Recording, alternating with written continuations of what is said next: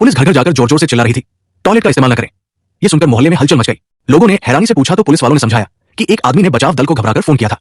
उसका कहना था कि उसे बाथरूम की दीवारों के अंदर से किसी बच्चे के रोने की आवाज आ रही थी, जैसे कोई बच्चा वहां फंसा हो।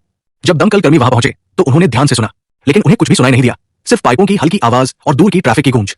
कुछ देर बाद उन्हें लगा कि शायद वो आदमी मजाक कर रहा है। वे उसे झूठी कॉल करने के आरोप में गिरफ्तार करने ही वाले थे कि तभी कप्तान अचानक रुक गए। उनका सिर एक तरफ झुका हुआ था और चेहरे पर गंभीरता थी। रुको, तुमने सुना? धीमी मध्यम सिसकी की आवाज आई। कप्तान ने तुरंत दीवार से कान लगा दिया। फिर उन्होंने अपना स्टेथोस्कोप निकाला और ध्यान से सुना। उनके चेहरे का रंग उड़ गया। दीवार के पीछे बच्चा है, उन्होंने कांपती आवाज में कहा।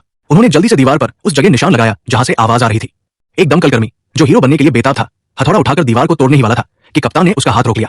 क्या तुम्हें होश नहीं है? इससे बच्चे को चोट लग सकती है, उन्होंने डांटते हुए कहा, ये समझते ही कि हथौड़ा इस्तेमाल करना खतरनाक हो सकता है। उन्होंने औजार छोड़कर नंगे हाथों से दीवार को तोड़ना शुरू कर दिया। प्लास्टर और ईंटें बिखरने लगी और वे बेतहाशा खुदाई करने लगे। जैसे जैसे वे अंदर की ओर बढ़ते गए, रोने की आवाज और तेज होती गई, जैसे बच्चा दर्द से कराह रहा हो। अंत में उन्हें एक पाइप मिला जो ठंडा और कठोर था। उसी के अंदर से बच्चे की आवाज गूंज रही थी। उन्होंने पाइप को काटा और अंदर एक बच्चा फंसा हुआ मिला। वो इतनी तंग जगह में बुरी तरह अटका था कि बाहर निकालना नामुमकिन लग रहा था। और सबसे डरावनी बात, अब वो रो भी नहीं रहा था। घबराहट ने टीम को जकड़ लिया, लेकिन कप्तान के दिमाग में तेजी से एक उपाय आया। उन्हें समझ में आ गया कि समय कम है। उन्होंने तुरंत पाइप के दोनों सिरों में लुब्रिकेंट डाला ताकि बच्चा फिसलकर बाहर आ सके। फिर उन्होंने बहुत ही नरमी और सधे हुए हाथों से बच्चे को बाहर खींचना शुरू किया। कमरे में सन्नाटा छा गया, सबकी सांसें थम गई। अचानक बच्चा बाहर आ गया और उसकी छोटी सी छाती हिलने लगी।